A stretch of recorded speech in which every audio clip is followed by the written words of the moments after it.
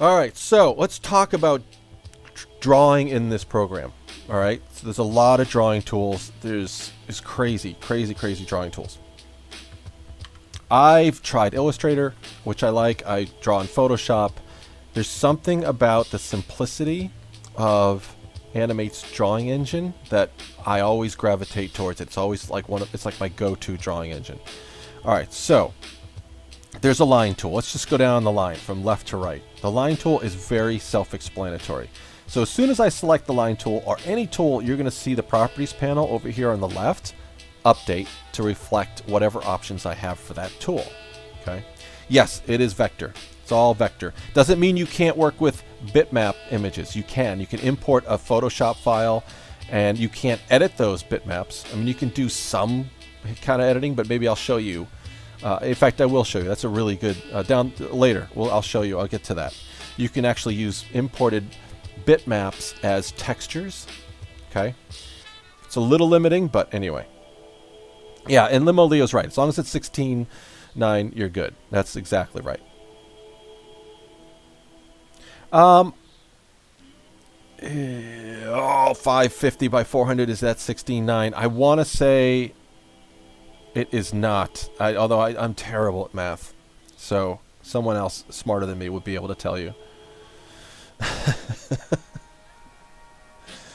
All right, so the line tool. Let's just draw a line. All right, just clicking and dragging will draw lines.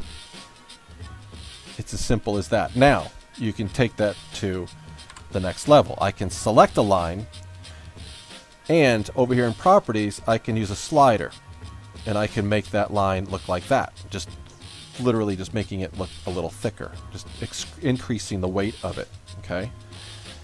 What else can I do with it? I can use this black arrowed selection tool. I can click and drag, let's say midpoint in a line, and I can play around with it.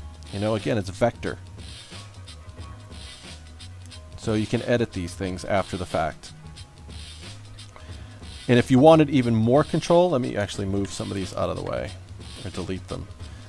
If you wanted more control over this, you can grab the white arrow. Okay, it's a sub-selection tool. If I click on the line, it's now showing me these vector points. If I click on an actual vector point, it gives me these handles. And now I can manipulate it with a little bit more precision and control. Okay. I can grab the pen tool. It has a pen tool, and I can then add points if I want to along the way.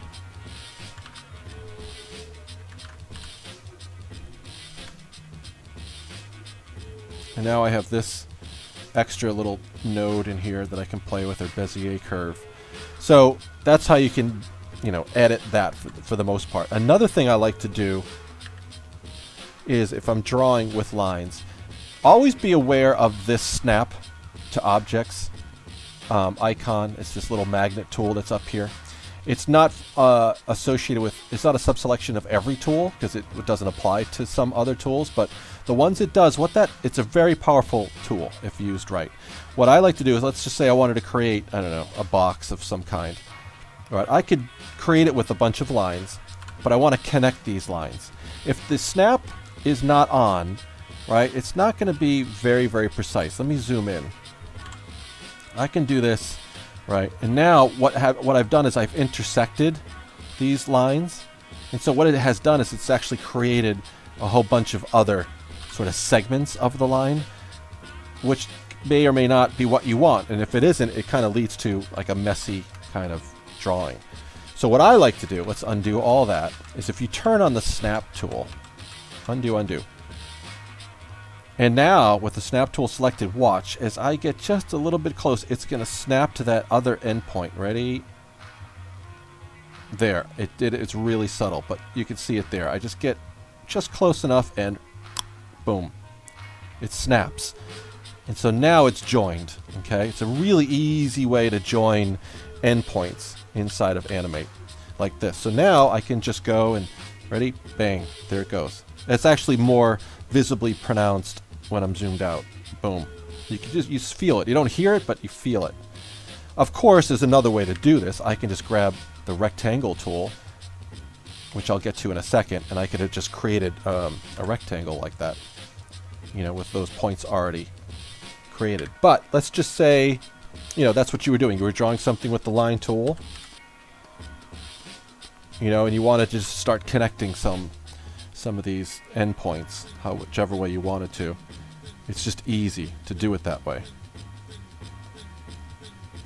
And you can actually draw like this. You don't need the pen tool so much. Sometimes I'll avoid the pen tool. I'll just create a bunch of lines and then just start pushing and pulling them into, whatever object I want. I don't know what this is, but it's a football helmet.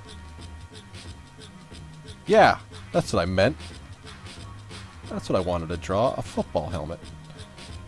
And also, yeah, here's another thing too. If I'm drawing and snap is turned on, you'll notice, so like here, you can definitely see there's a bit of a two segments coming together, right?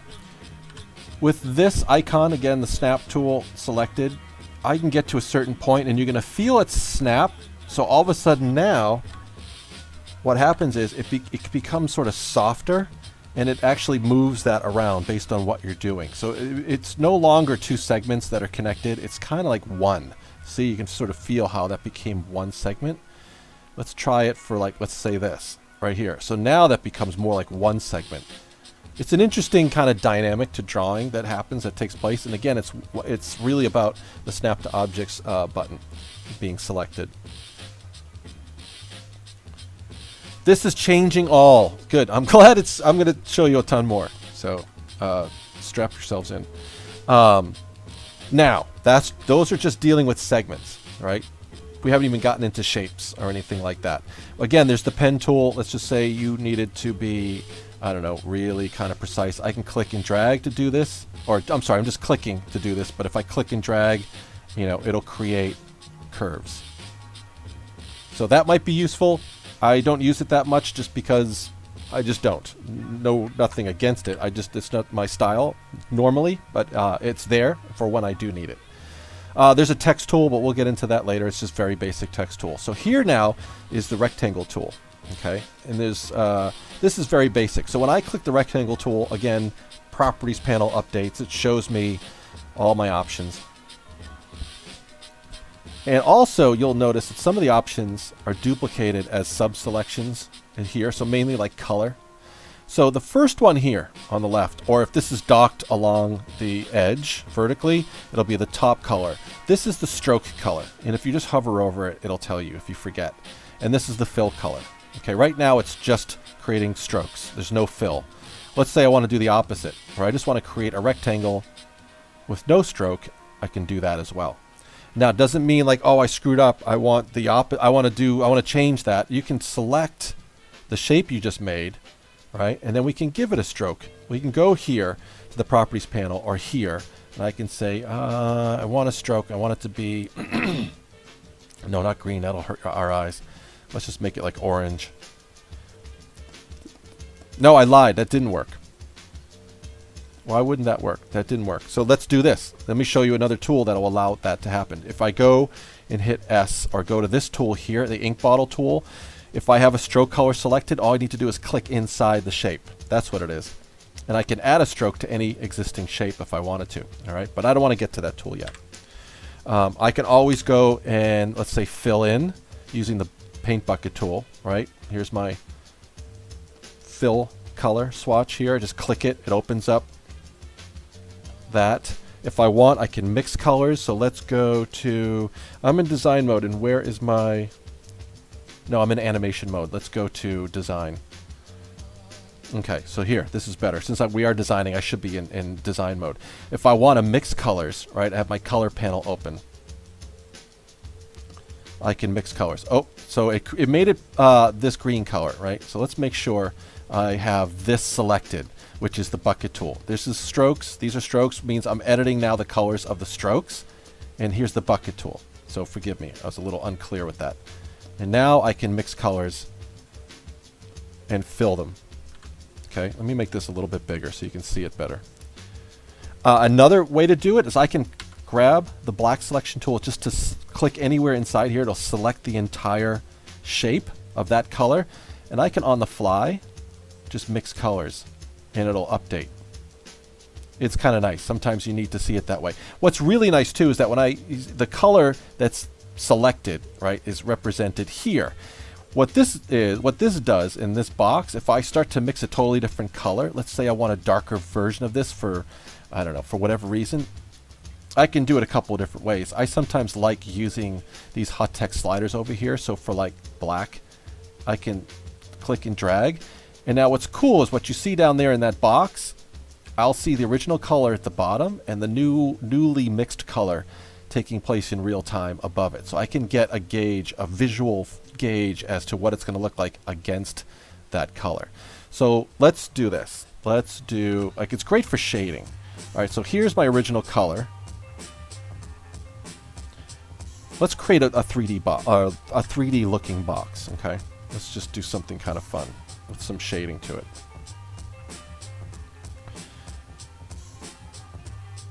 I'm going to turn that off for a second. So what I'm going to do is this. I'll quickly draw in my mind what I'm visualizing.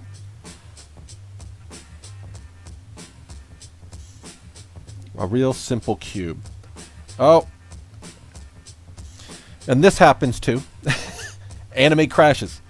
But it's rare. It's so rare. I'm usually on a MacBook and it never crashes. And this is the second time since this new machine it's done that. And both times, of course, have been live. It never fails. So let's just start over. Not sure why it did that, but it did it. It's just nature of the beast. All right. All right. So here is what I'm going to create. By the way, if it does crash, there's an auto recovery for your files, which is kind of nice. I'm going to create basically this. Just a real simple cube, just to show you how one quick way of doing it, right? So I am going to grab this tool. I actually may show you a couple of different ways of doing it. And let's make it kind of purpley, because Voodoo Val might be around. So I'm going to make it purple for her. All right, so here's one. So now a couple of different ways to do this. I can just click these corners, okay? And I can start to position it if I want. If I don't click the corner and I click an edge, what that does is starts to bend that edge. So I can create shapes that way too, but I don't want to do that just now, okay? AMD Stumpy123, hello. Yeah, this is definitely a purple cube for Val. But I could eyeball this to make it look not so perfect and kind of fun. So let's do something like this. There's another way to make it look really like exactly perfect if you wanted to. All right, so now what I want to do is I can do this. I can say, with this color selected, I can go to the, can you guys see it? It's a little cut off. Let me make sure it's not, hold on.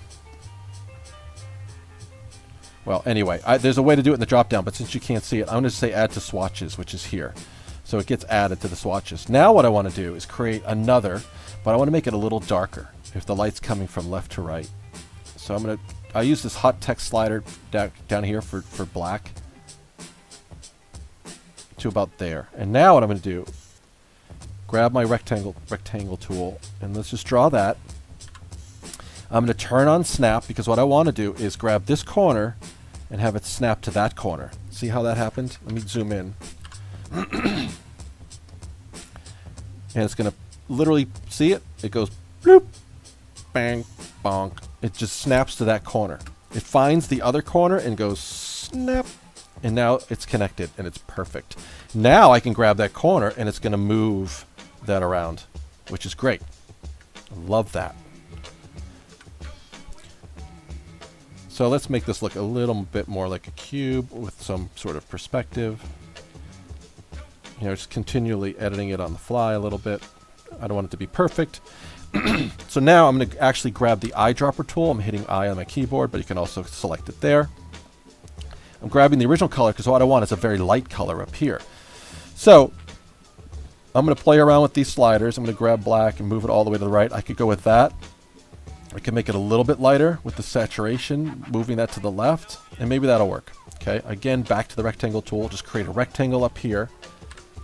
Grab my black selection tool, or V on the keyboard. Make sure that Snap to Objects is selected. And let's do this. Let's start moving these into position. And bam. And bam. And bam.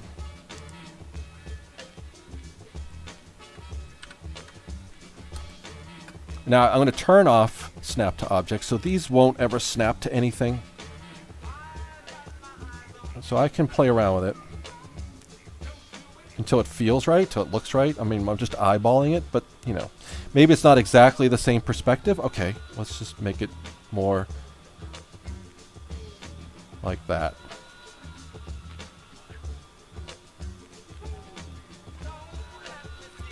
You know, and if you think you like it and, you know, you're not sure, you want to play around with it, but you don't want to lose that, I have the whole thing selected. I can hold down, I think on Windows, forgive me, I think it is Alt.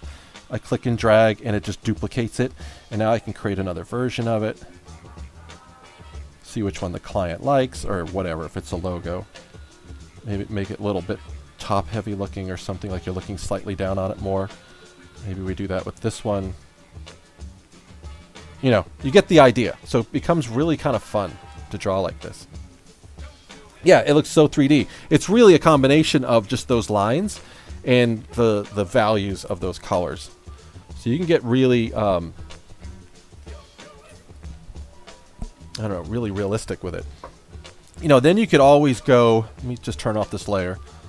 I can create all these layers now down here in this timeline panel. I didn't even discuss the timeline panel, and here I have it like, if you were here earlier, saw me dock it off to the side to treat it and use it as if it's a layers panel in Photoshop for designing and animate. Yes, you can import from AI and Photoshop, from Illustrator and Photoshop. And in fact, there's a, when you do that, when you point to an AI file, make sure the AI file is saved as RGB. And when you import it, a little import wizard will pop up. And what that will do is allow you to specify all or selected layers to import, and what and how things are, you know, if text is being used in your Illustrator document, is it still editable? Is it not? You know, you have options, or you just click say yes to everything, and it, you know, you can retain the same artboard size as the original Illustrator document. There's a lot of cool things like that. The fact that when Adobe bought Macromedia, the company that designed Flash at the time, so here's what, back in the day when it was Flash and it was developed by Macromedia, there was a lot of us that were using Photoshop and Illustrator and Flash, but they were made by two different companies, so the integration wasn't there, right? So when Adobe bought Macromedia, what they ended up doing over, you know, a short period of time was they rebuilt Animate so that now it works really well with programs like Photoshop and you know, even exporting to Premiere Pro and whatever. I mean, you can't import, let's say, a project file like an FLA into Premiere Pro, but just little things like exporting to QuickTime and then importing into Premiere Pro works really well. Or After Effects, if you wanted to do some special effects and that can only be done in After Effects, if you wanted to do that, you know, create something, apply an effect to an animation that you created and animate, you can. But, you know, just being able to integrate Illustrator files into Animate is totally doable. It's fairly easy. Yeah, RGB. Yes, there's no color mode setting in Animate. It's RGB. Unless they added something and I totally am clueless. But no, I mean, I'm on the pre-release. I think I would have heard about that. But there's no color mode, or there's no, if you go to File, there's no mode to set the color of the document, right? So it's RGB based. You're trying to upload the 2 GIFs, but I don't know where. You guys know a website? Imgur is a good one, or Imgur, whatever, however you pronounce it. That's probably the one most people use. IMGUR.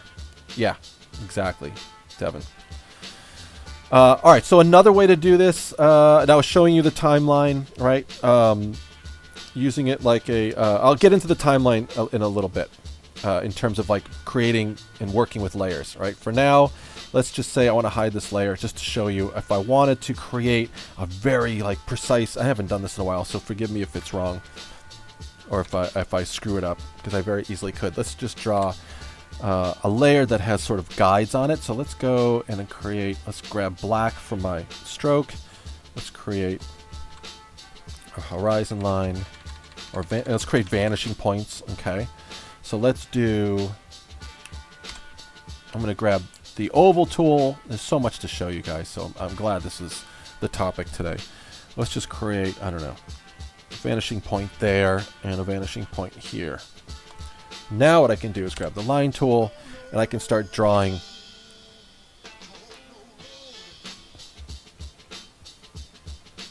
I want to actually move this all up. I've got to tell you this. You know the most nauseating sound that was ever created by man? Okay. We can do stuff like this, and then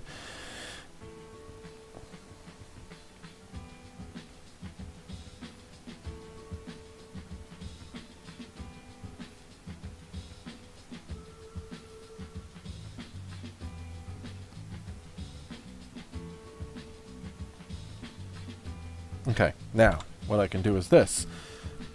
I've intersected all these lines, right? I can actually now click on them and select them.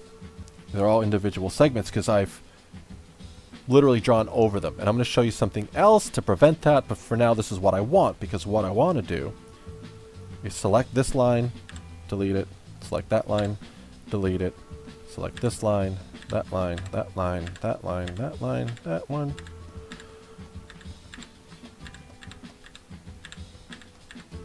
Now I got a pretty accurate cube based on this specific perspective, right? Just using two vanishing points, just sort of basic drawing perspective course right now. I'm actually, if I click, here's another thing to show you. Here's a cool little trick. If I click once on a stroke, it just selects that stroke, that segment of that stroke between those 2 points. It's connected to this stroke, right? So if I double click it, it's going to select all of the connected strokes as well. So you double click on one stroke. Let's actually show you that in a better light. So if I crisscross and intersect all these, I can select each individual segment of all these strokes, right? If I double click any one of them, it selects them all. And I can hit delete.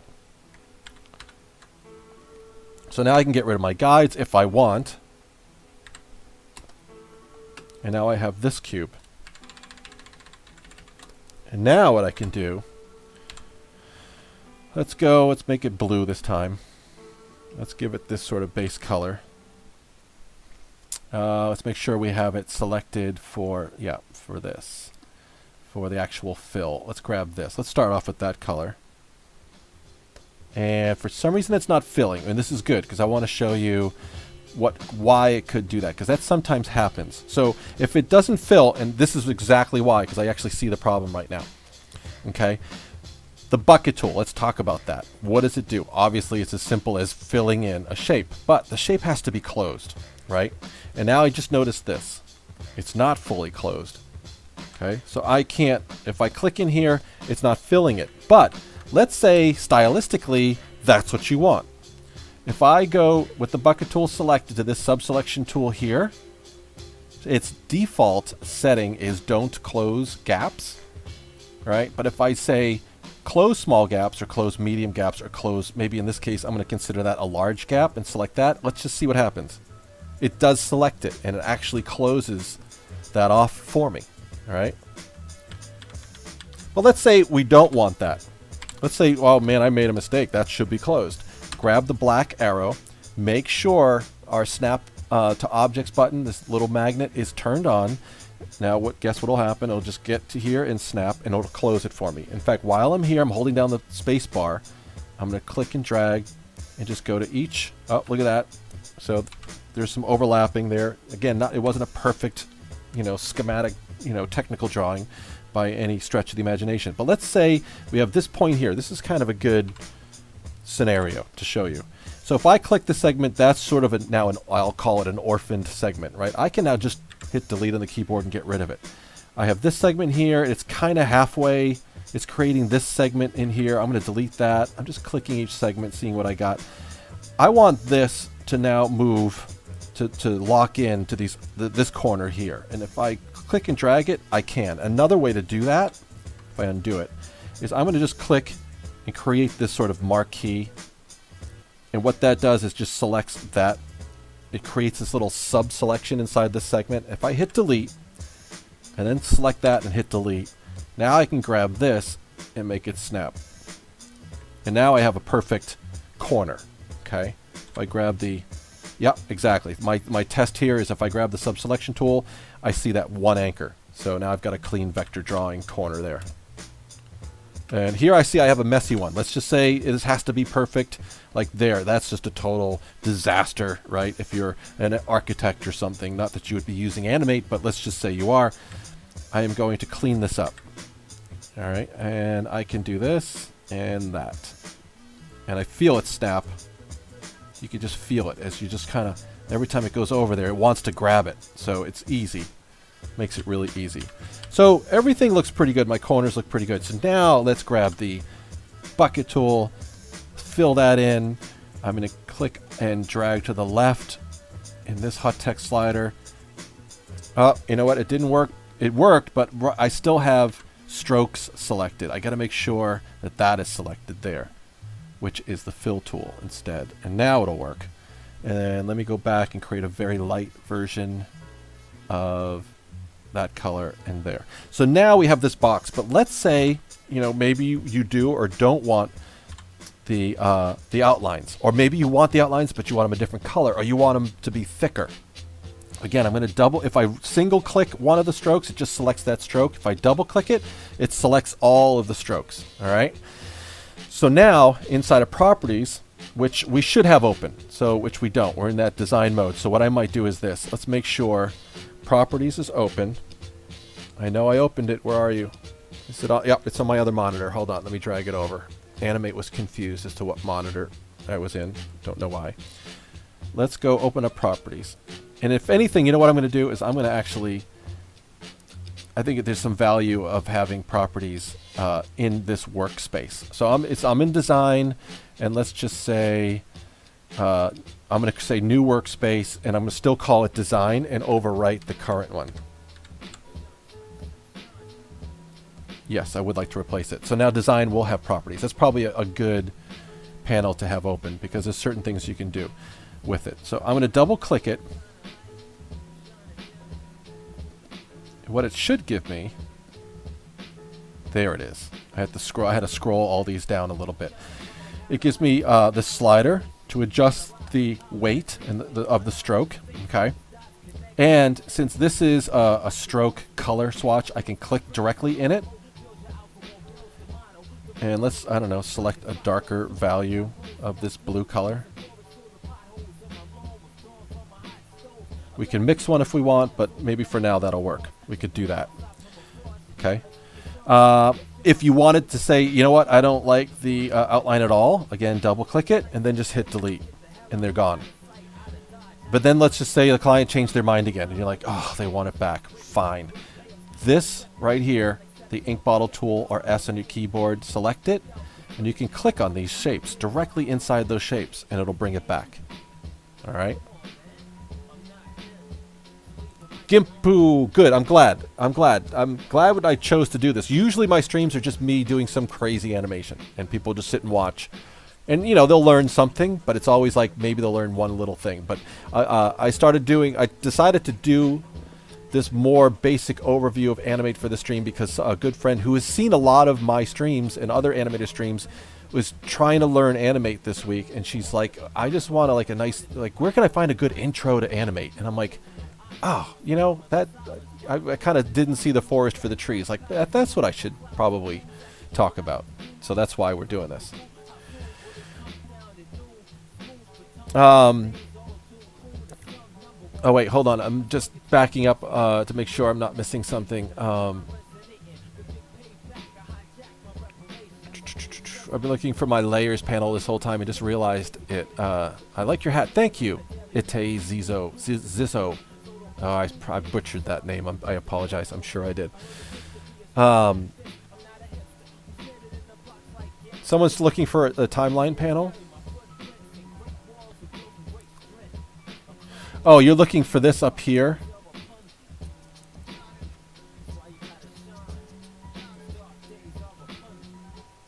I think the sad thing for me is that I learn more watching the Adobe stream than I'm learning in my university graphic design program. Eey.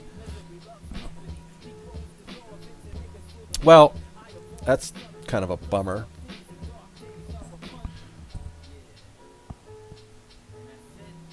You actually have a question for one of them.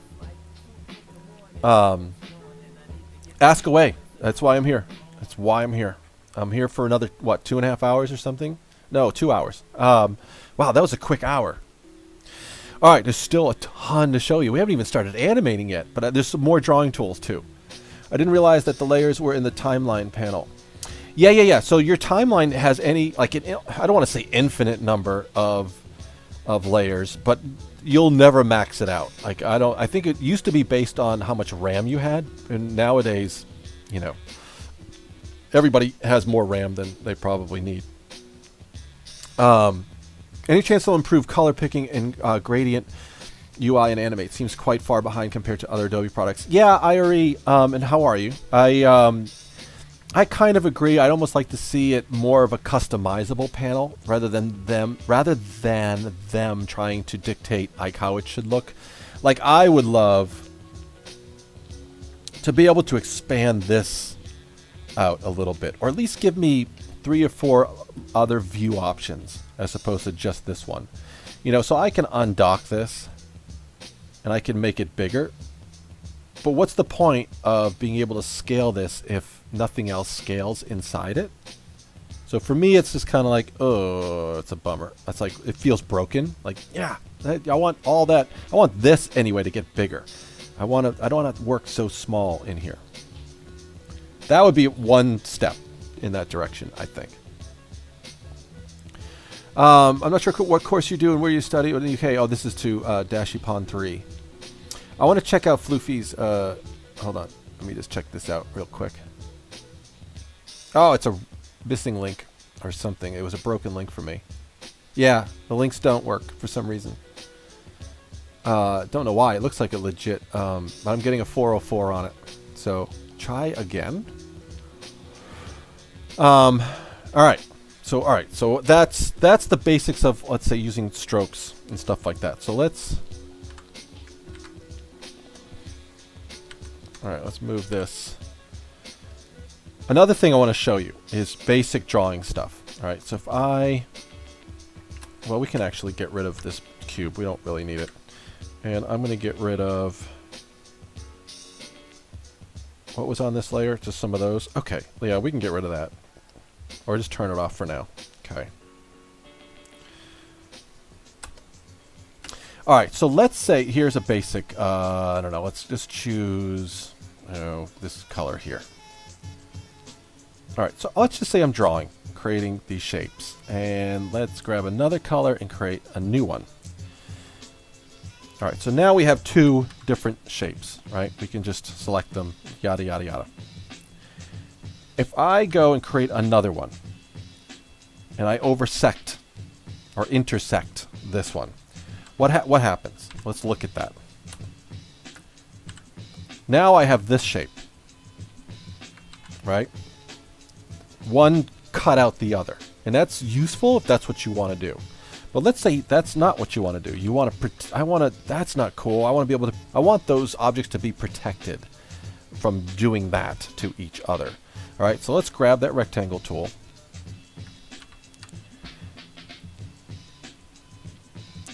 And where is it? Where's my sub? So even here, I want to make sure, there it is. It was hidden. See, that's, you got to be careful. So here I had to collapse this panel. So look in here. Oh, there they are. They were hiding. Because even this machine, let's make sure I have enough space there. So I'm literally just collapsing these panels on the right side. So I make sure I see everything. What I want is, I don't need this so much. This, drawing object, or J is the shortcut on your keyboard, right? So now if I draw something, and let's grab another color, another fill. Maybe I'll use, there's a couple of ways to get to changing colors, by the way. You just saw me do it. I can click on the color panel window and I can change colors in here, as you can see. If I don't, I can click on this swatch up here in the toolbar. Again, your toolbar might be vertical down the side. Mine's across the top. And let's grab, I created a blue one. Let's make it green. Now if I draw, okay, what these are, because I had, again, I have drawing object mode turned on. What these are, it's hard to see because there's no visual difference, no change. But what it does is it protects them. Right, so now they're protected. I can do this. I can draw with different shapes over other shapes, and it's not gonna eat into them. Right, they're all protected, which is great. So you can look for, like if I grab the brush tool, you can draw with object drawing mode. It's turned on. Once it's turned on for one drawing tool, I think it's turned on for all.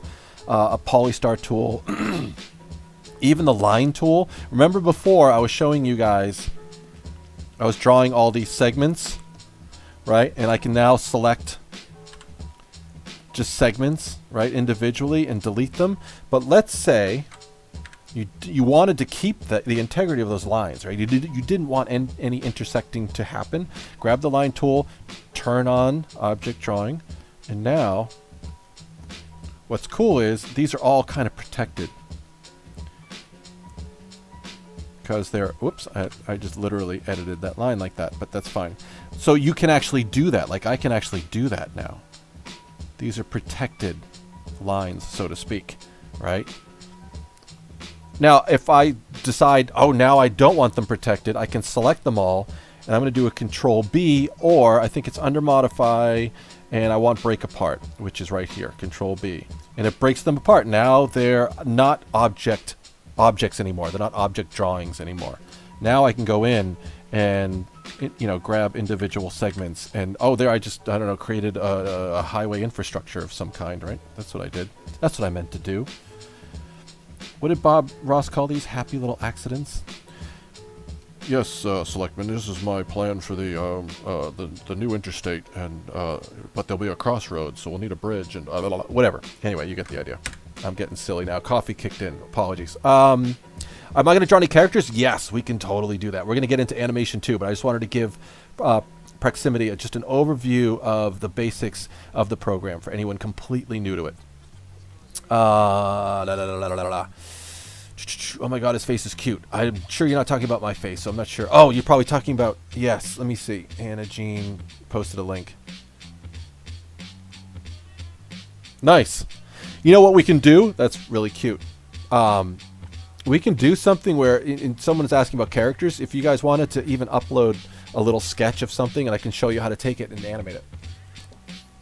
Because my philosophy is anything you draw can be animated, literally. And that's how this character, there was a character with a banana with a butt that LC Finch uploaded like back in March or whenever it was, that became like this a whole thing in and of itself. It's bigger than all of us at this point, but anyway. All right, so let's see. Let me just catch up with chat here. I don't want to ignore you guys because I can easily get off the subject matter here a little bit. Maybe university, blah, blah, blah, yeah. Okay, good. You guys seem to be hanging out, doing all right. All right, cool.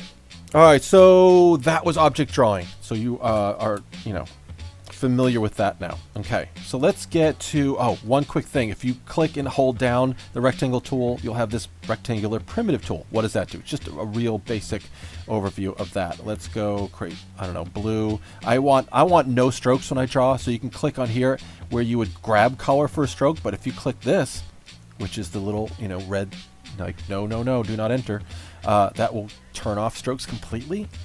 So I can now create what looks like just an average everyday rectangle or square. Click on it, and in properties, I have these options that don't exist for the other basic rectangle tool. I have, since this is a primitive tool, I can now take this. Let's make sure we can do it so we see the whole thing. I can use this slider, create rounded edges. Yay! Or invert those edges to look like, a movie ticket stub or something, that kind of thing. So you can have fun playing with that. You can create squares, whatever, and play around with them. Open up this. I made these all with the wrong tool. Let's make sure it's the primitive tool. So here, you can see I have it set so that this is, by the way, is how Adobe Edge Animate used to create circles. It was a primitive rectangle square that had rounded edges, and that's how it was creating that. That was just a little inside information there. But yeah, you get the idea. So that's the primitive tool. I won't dwell on that because we want to get to fun stuff. Not that that wasn't fun. The question with the second animation was that when I looked at it, it seemed too fast, so I wanted to slow it down, but I didn't know how. Oh, I see. You know what? I never let it the actual frames of the GIF load. You do feel way less lost in the program now, Devin Downer. Awesome, because this is just, stay tuned, because we're going to get into other things too that you'll make you feel even less lost, and maybe even empower you to feel like, oh, now I know how to do that, and I'm going to go do something. Is this the second animation, Floofy?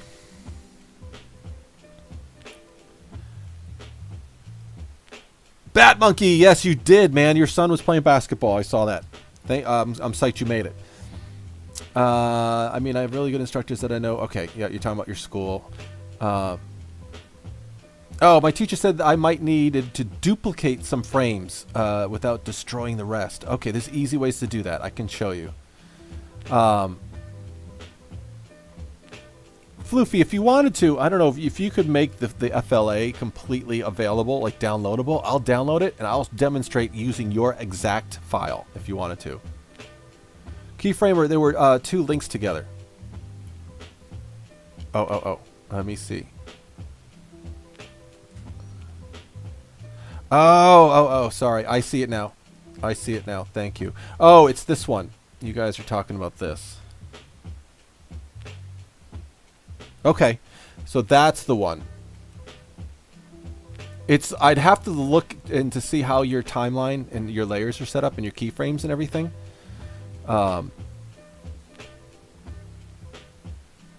Yeah, the FLA file, the FLA. The actual source file you created the animation in. Here, you know what? I'm happy to do this. You know what? You could send it, let's see.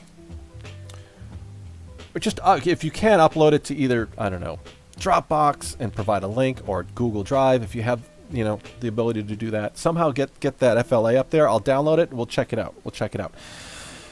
Okay, there's other tools. There's, you know, obviously oval tools. Those are pretty self-explanatory. There's even an oval primitive tool. So if I selected that, I don't know, there's so many different options I can do. You can create little wedges like this using the slider. You know, create a Pac-Man. There's an inner radius. You can do stuff like this. You know, have fun. Have fun with that. I mean, that's just cool to be able to do that. Let me just select. Let me grab a perfect. Yeah. I'm going to hold down Shift, which is going to constrain the proportions of this, right? Select it. I don't want an inner radius. Let's just do that. And let's change the color. And now I have Pac-Man. It took me like seconds to draw Pac-Man. Ta-da! There you go. Can I use file upload? I guess you can. I don't know where that file upload button is. I don't think that's a Twitch thing. All right. Let's get into the fun stuff. Here's the pencil tool.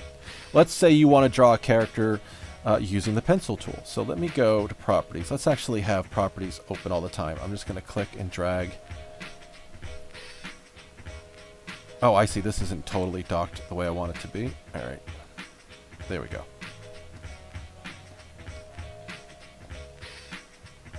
Cool. All right, so now when I draw, it's going to look like that. So let's say, all right, so there's a couple of things about the pencil tool. You might like the pencil tool. What is the pencil tool as opposed to, like, compared to the brush tool? If I draw a stroke, it's not a fill. It's going to create these points along the way, depending on some of the sub-selections, which I'll show you in a second. Compared to, let's say, the brush tool. And I want to make sure I have...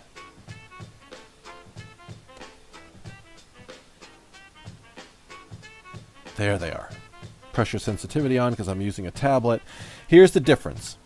Okay, there, if I use the white arrow key, the subselection tool, and select this first stroke I drew with the pencil tool, you can see all the points. Okay, and it's going to work in a way where if I edit it with the black arrow tool, I can manipulate this. All right, whatever I want to do. If I select the shape, now you can see what that is and how different it is. It's literally a shape. It's like a fill. It paints with like a fill, right? So all the points are along the perimeter. All these points. Doesn't mean I can't edit them. I can totally edit them. It's all vector. So I can do anything I want. Okay. So you get the idea. That's the main difference between it. So now if I grab, let's make sure I delete all that. If I grab the pencil tool again, you'll notice, again, another sub-selection feature. This is set, pencil mode is set to straighten. The good thing about this is I can use the pencil tool now, if I want to create a box or something rigid, you know. You can see how if it's a little bit of a bend to it, it's going to try to straighten it. There you go. See? There you go. It's like straightening it. That time it didn't. You know, if I want to create a curve, it'll still let me do it, but if it's close to a bend or closer to a straight line, it's going to snap to a straight line. All right, I don't want that. All right, fine. So go to smooth. So let's create, watch. I'm going to click and drag and just draw some curves, and when I release, it smooths it out for me. It's very subtle, but it's there. Smooth. So let's create a drawing, and with smooth on, it's going to be different than when straightens on. The other third mode is ink. If I have ink, it's going to really try to retain the integrity of the sort of human imperfections of drawing.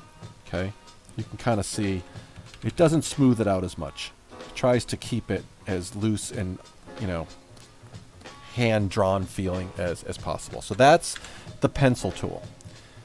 I will get to the paintbrush tool in a second. I wanted to show you the brush tool. The brush tool is awesome.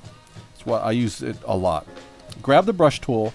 If you have a tablet, like a Wacom pressure-sensitive tablet or something like that, you definitely want to turn on use pressure. If it's the very first time you're using, if you've just opened up Animate, you have a tablet, if everything's hooked up, you're good to go very first time out of the box, you won't see this yet. You won't see it until I think you push the pen down onto the surface, and then this will appear. It's like it doesn't detect the tablet until it's there. Okay? Until you actually start painting. But once it's there, it's going to look like this, right? Unselected. So if you don't turn it on, that's fine. You might want to draw like this with this kind of weight or whatever. We can adjust the amount of weight using the slider. I like to use the bracket keys. They're the same shortcuts as Photoshop for changing the brush size. You can see it change, the cursor change to get bigger like it does in Photoshop, right? You can kind of get a visual indicator, all right? But the weight is very uniform, and you might want that, you might not. If you don't, grab the brush tool, turn on pressure sensitivity, and if I start off light and bear down and get harder, that's the kind of line I get. Okay? That's the brush tool for all intents and purposes. There's also tilt, right? And then there are also settings. Let me make sure I bring those up. Let's go to here. You can customize your pen settings. So here are my basic Wacom tablet properties for my system, and I have my Cintiq selected. There are functions, but we're talking specifically about the grip pen, and I want to. I've added Animate as one of my applications, and here I can customize the feel. Okay, the click sensitivity, stuff like that. You can leave these by default. I usually do. Tilt sensitivity, you can change that from normal to a high or somewhere in between. Current pressure, you can click in here and sort of set the pressure, yada, yada, yada. Eraser, you can flip the pen over, ta-da, and you have an eraser on the other side. You can customize that. You can calibrate it. It's an easy process. You hit calibrate, and it gives you 4 little targets in each corner to just click on, and it just calibrates. So whatever, you get the idea. I won't get into anything more in depth than that on the Wacom tablet. Okay. Let's see. Let me just catch up with you guys.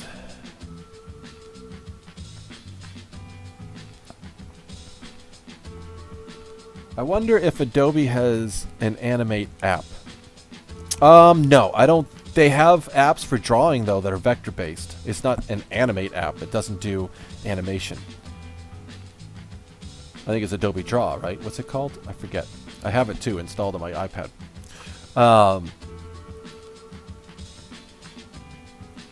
Hey, Malicious Miles 04, hello.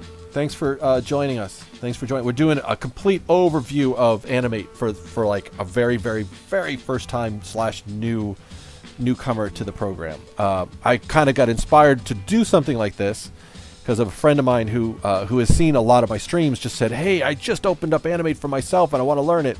What are there any good intro to Animate tutorials out there?" And I'm like, "Oh my God, there's like two decades worth." But it made me realize, maybe I should just do one like live. So, yeah, and Photoshop Sketch, exactly, Dashipon. That's a good one.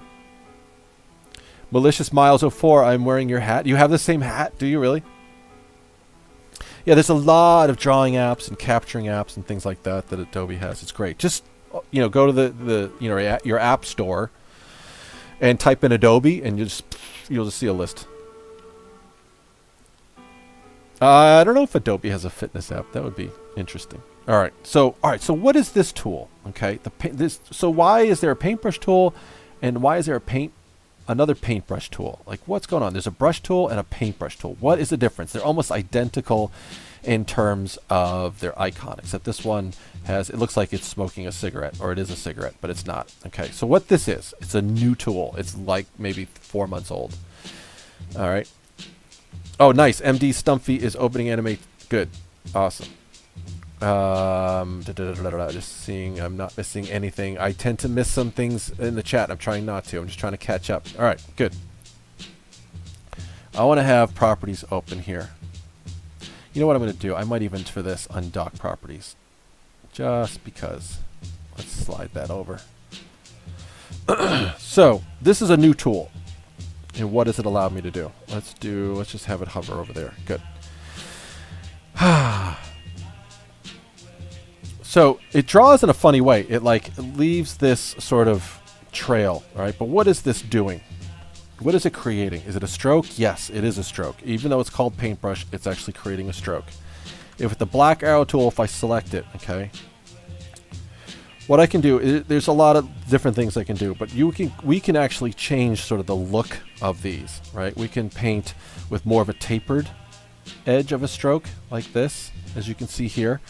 Literally using this width drop-down menu, I can grab that one if I want. Let's just say and then I can actually alter the stroke, right, by using the slider, the weight of the stroke, so to speak. With this still selected, I'll say, oh, I don't really like that. No, I don't like that one either. You can go and click and select different ones.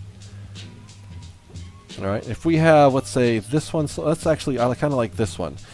Now, going back to the actual original tool, with that selected, I can just paint with it. I can draw, oh, I lied. There we go. Make sure. Yeah, there it is. So let me undo all that, and let's bring that down a little bit in terms of its weight, and I can draw with this. And it creates like this nice tapered line, which you may or may not like. Okay? And again, it's using it kind of like as, it's basically strokes, which means if they intersect, that's what happens, okay?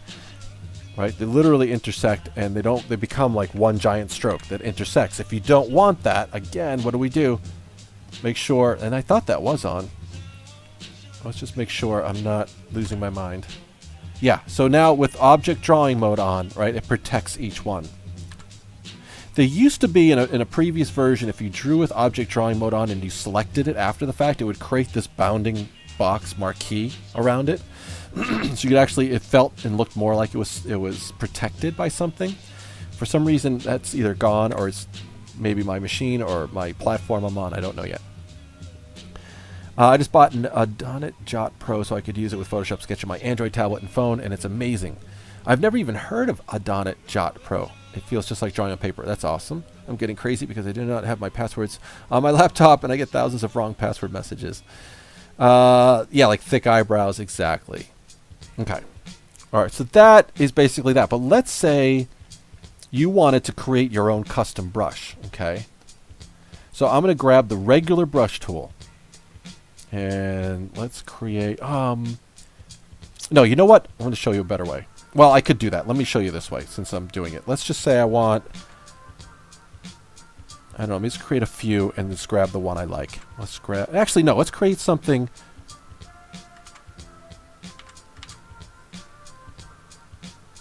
Let's say this is my brush. Let's just say that is what I want as a brush. I can select it now. I'm going to grab the black arrow or the selection tool or hit A on the key, or V on the keyboard, sorry. With it selected, I can right click over it and say create paintbrush. When that happens, and this is a very new feature, it brings up this paintbrush options dialog, right? I can change the type from art brush to pattern brush, but I want art brush for this, right? I can name it. I'm going to say paintbrush, I don't know, just throw 1 on it. I can say scale proportionally, stretch to fit, you know, stroke length, stretched between guides. For now, stretch to fit stroke length works for me. And you can flip the artwork, change the direction it's in, but you know what? Going from left to right, how I drew it is going to work. Overlap, you can select that or not. Whatever. Pressure sensitivity, minimum width. I'm going to leave all that sort of by default just to show you what it does and say click add. So now I think this is how it works. If I grab this paintbrush tool, and it's not going to make me a liar, the style of this brush is what I just created. Okay, there it is. It shows up. Here's all the other styles that are included with Animate by default, but here's my new style. So now what I can do is literally draw with the brush that I just created. Let me make it a little thicker so you can see it.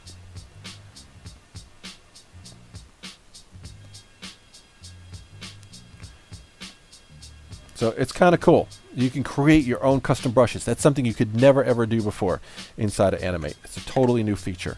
The other way to do it, hopefully this will kind of blow your minds a little bit. I am going to create just a, let's just create a basic stroke. Let's go here, a little thicker, something like this. I'm holding down, no, I don't want any, there we go. I'm holding down shift, create a basic line like this. Let's delete that. Okay. Now what I want is this, and I love this tool. This tool here is the width tool. If I select the width tool, if I hover over the line, you'll see this, it gets highlighted, of course. I'm not touching down on my tablet. I'm just hovering over the line, okay? What I can do is this. I can, anywhere I want, I can click down and then drag vertically. And it's going to change the weight. It's literally, it's what it is. It does what the name of the tool implies. It changes the width. I can go maybe at the very end point, and I can make it thicker or even thinner, make it taper off a little bit more. Do the same here if I want. Maybe even make this a little thicker. And I can go here and maybe even change it so it tapers a little bit. Or maybe make it thicker, but let's taper it here. Let's just make this weird line just to show you. So it's like a more like a tadpole looking thing. Whoops, sorry. I just hit the mic, so that might have been loud for a lot of you. Or like a warhead of some kind. Alright, so now that becomes my width. So now I do believe if I draw, let's say, with the pencil tool. Hold on. I got to make sure I do this. Oh, I'm sorry. What I forgot to do was I click it. All right. The width tool shows up here. If I click add, okay. So you can change it. I can change the name of it, but it's the variable width profile. It's going to literally add this as something I can select, right? As a style of line. So let's do this. Let's go to here. So now when I click width, the drop down menu, there it is. It's at the very bottom. So now anything I draw is going to have that shape. And I'm drawing with, remember these are strokes, so I'm drawing with a stroke related tool. Okay, if I do the line tool, it's going to have that as well. Alright, so I wanted to show you that. I wanted to show you one more thing. Let's do, maybe two more things, but I want to show you, let's just say I draw, I don't know, something silly and simple. I'm going to select the whole thing, and let's say create paintbrush, right? And this time, I want to say, you know what? I don't want it to be just an art brush. I want it to be a pattern brush. Okay, select pattern brush. I'm going to leave everything as is. Click add. Okay, so now when I go and paint, And I want to make sure I do this right. Where is it? No, I don't. I'm sorry. I need the new paintbrush for this to work. The style is that pattern brush I just created. And what that does is literally allows me to paint in patterns.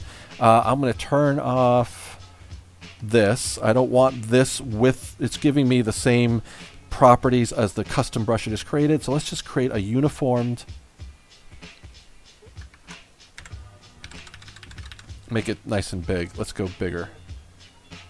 So I can now create patterns very easily and quickly. Let's actually zoom out a little bit. I haven't used this tool in a while. I'm glad I kind of remember how to do it. Let's make it really big. Even bigger.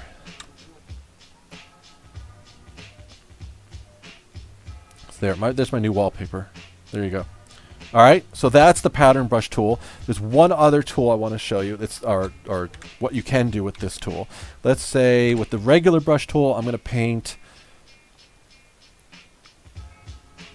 I don't know, like a silly little worm. Okay, and let's knock down the strokes in terms of width. And why are you doing that? Give me paint normal, not inside. Good. I'll show you the sub-selections for the brush tool too as well. That's going to be fun. You'll like that. And let's just create these little segments. Good. Something like that. All right. So now what I want to do is select this whole thing. Make sure it's all selected. Yep. Right-click over it.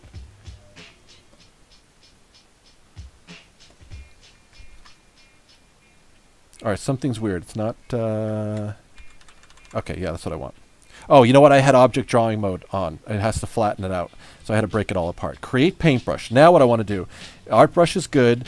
What I want to do is scale, stretch between guides. This is where this comes in.